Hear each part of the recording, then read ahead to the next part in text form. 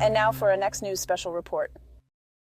Ladies and gentlemen, as the winds of uncertainty gust across our great republic, a resonating alarm has been sounded by none other than President Donald Trump. He brings to light a chilling possibility that assailants akin to those who wreaked havoc in Israel might now lurk in our midst. The reason? A border policy that might be more porous than we've ever imagined. And as I guide you through this unnerving narrative, it's imperative to stay with me until the end. The final thought will reveal the profound implications of this looming shadow over our homeland. In this great republic, the security of our homeland remains paramount. We're examining a grave concern tonight emanating from none other than President Donald Trump. He's not one to mince words, and his latest disclosure has left many Americans uneasy. Trump, in a post on Truth Social, didn't issue just a warning, he unleashed a wake-up call. He suggests that those responsible for the terror activities in Israel might have infiltrated American soil. But what is the root cause of this? Well, Trump believes it's President Joe Biden's more lenient border policies. As we unpack this, let's take a first look at some of the numbers. Data, after all, doesn't lie. The U.S. terrorist screening data set has flagged a staggering 216 individuals. Among these, 160 are foreigners, while 56 are U.S. citizens. This isn't just a mere data point, folks. It's a glaring red flag. But the concern doesn't stop here. NBC News, in a recent expose, has shared some more startling statistics. Migrants from the Eastern Hemisphere entering the U.S. have more than doubled in just a year. To provide context, we're looking at 228,000 in fiscal year 2023, a sharp rise from 110,000 the previous year. Now let's think for a moment, where are these migrants predominantly coming from? Real America's Voice journalist Ben Berquam provides us with a worrying answer. He reveals a significant influx from Syria crossing into the U.S. through the ever-controversial U.S.-Mexico border. The footage that he's captured, shot in Lukeville, Arizona, paints a troubling picture. Take a look.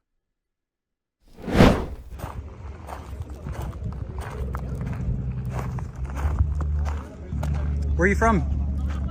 India? India? ¿De dónde son? Where are you from? Colombia? Huh? From Djibouti? Yes. Wow, Djibouti. Long ways. You know where everyone else is from? Senegal. Senegal. Senegal. All Senegal? Yes. ¿De dónde son? Ecuador. Ecuador. India? Huh? India? Everyone India? Oh, about 30 here.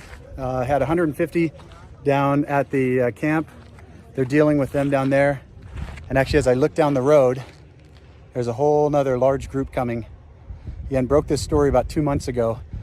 Had never seen anyone come through here, and then all of a sudden it was just massive, massive groups coming. Right after Title 42 ended, this became one of the new hotspots. So we're gonna head down the line and see what else we can find. Where are you from? Africa. Which country?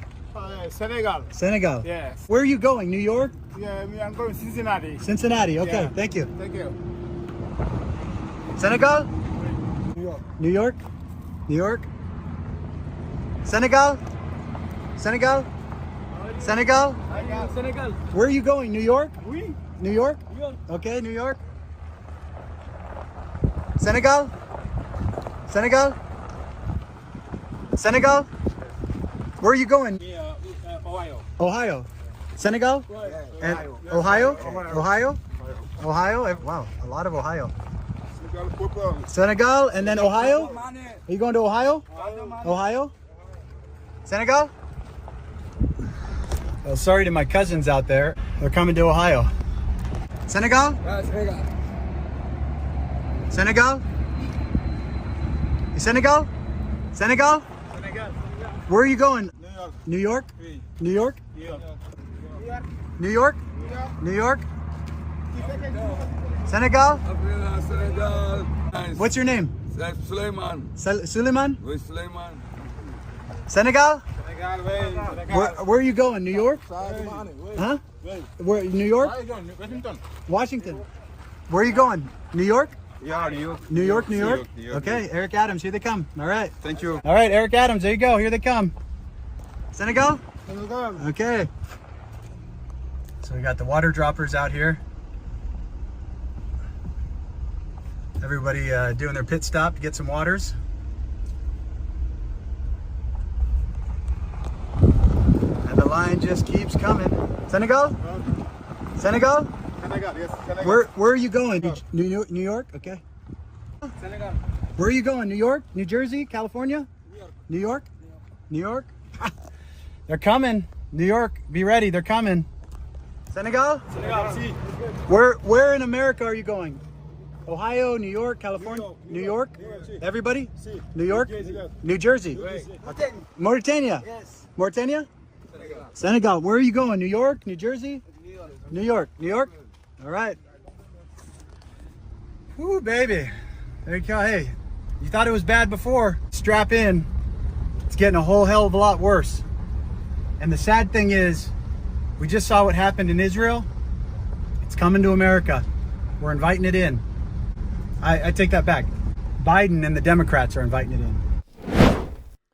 The gravity of the issue is brought into sharper focus when we consider President Trump's well-known metaphor for potential dangers, the snake, a poem he's recited multiple times to illustrate the perils of blind trust. The underlying message, beware of what you let in. It might turn on you. His recent recitation of this poem isn't just a performance, it's a poignant reminder. If you haven't watched it yet, the intensity is palpable. Watch. This is the snake, and people love it, and I do it if people want to hear it. Some people have heard it, some people haven't, but we'll do it, right? On her way to work one morning, down the path along the lake, a tender-hearted woman saw a poor, half-frozen snake. His pretty colored skin had been all frosted with the dew. Poor thing, she cried, I'll take you in, and I'll take care of you. I'll take care of you, right? Border, people coming in. I'll take care of you. Take me in, O tender woman, take me in for heaven's sake. Take me in, O tender woman, sighed the vicious snake. She wrapped him up all cozy in a comforter of silk and laid him by her fireside with some honey and some milk. She hurried home from work that night, and as soon as she arrived, she found the pretty snake she'd taken in had been revived. Take me in, O tender woman, take me in for heaven's sake. Take me in, O tender woman, cried the vicious snake. She clutched him to her bosom. You're so beautiful, she cried, but if I hadn't brought you in by now, you truly would have died. She stroked his pretty skin again and kissed him and held him tight. But instead of saying, thank you, ma'am, the snake gave her a vicious bite. Take me in, O tender woman, take me in for heaven's sake. Take me in, O tender woman, cried the vicious snake. Oh, this is so sad to hear. Look, she's crying in the front. Don't cry. Learn from this. She's crying. I saved you, cried the woman, and you've bitten me. But why? You know your bite is poisonous, and now I'm going to die. Shut up, silly woman, said the reptile with a grin. You knew damn well I was a snake before you took me in. That's what's happening on our border. That's what's happening on our border. That's exactly what's happening on our border. But as we often say, there are two sides to every story. On one hand, we have these warnings, this data, this genuine concern. But on the other hand, we should consider how do we navigate our lives, our future in these uncertain times. Navigating a country's borders is much like safeguarding our investments. Uncertainty looms, but Noble Gold Investments is a beacon. Picture gold as a fortified boundary, always standing firm. And here's the word on the street from customers. Honest guidance, no pressure.